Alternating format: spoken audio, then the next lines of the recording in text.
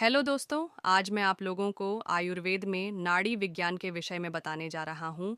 नाड़ी परीक्षण कैसे की जाती है। नाड़ी परीक्षा के बारे में चरक संहिता, सुश्रुत संहिता, शारंगधर संहिता, भाव प्रकाश, योग रत्नाकर आदि ग्रंथों में वर्णन है। महर्षि सुश्रुत अपनी यौगिक शक्ति से समस्त शरीर की सभी नाड़ियां देख सकते थे।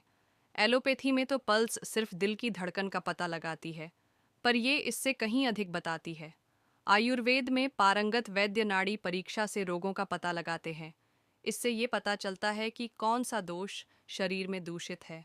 ये बिना किसी महंगी और तकलीफदायक डायग्नोस्टिक तकनीक के बिल्कुल सही निदान करती है।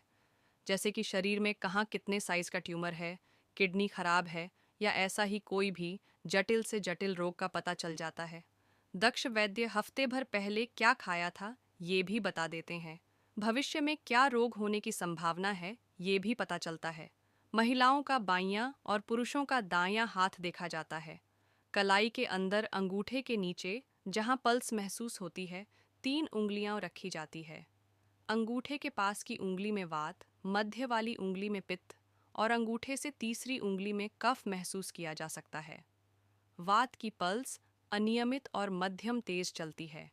पित्त की बहुत तेज पल्स महसूस होगी। कफ की बहुत कम और धीमी पल्स महसूस होगी।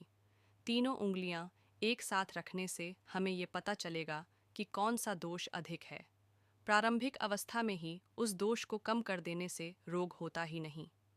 हर एक दोष की भी 8 प्रकार की पल्स होती है। जिससे रोग का पता चलता है, इसके लिए अभ्यास की ज़रूरत होती है। कभी कभी 2 या 3 दोष एक साथ हो सकते हैं।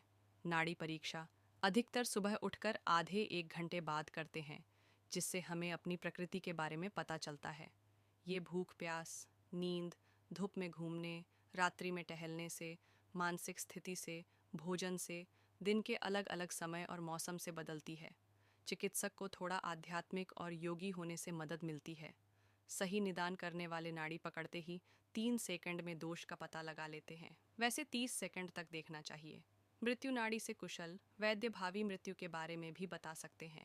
आप किस प्रकृति के हैं, वात प्रधान, पित्त प्रधान या कफ प्रधान या फिर मिश्रित, यह भी नाड़ी विज्ञान द्वारा जाना जा सकता है। आज भारत में एलोपैथी चिकित्सा आने तथा उसे बढ़ावा मिलने के कारण नाड़ी वैद्य बहुत कम रह गए हैं, किंतु इस विद्या को बचाने की आवश्यकता है। आयुर्वेद का अध्ययन कर रहे युवाओं को इसे पुराने वैद्यों से अवश्य सीखना चाहिए।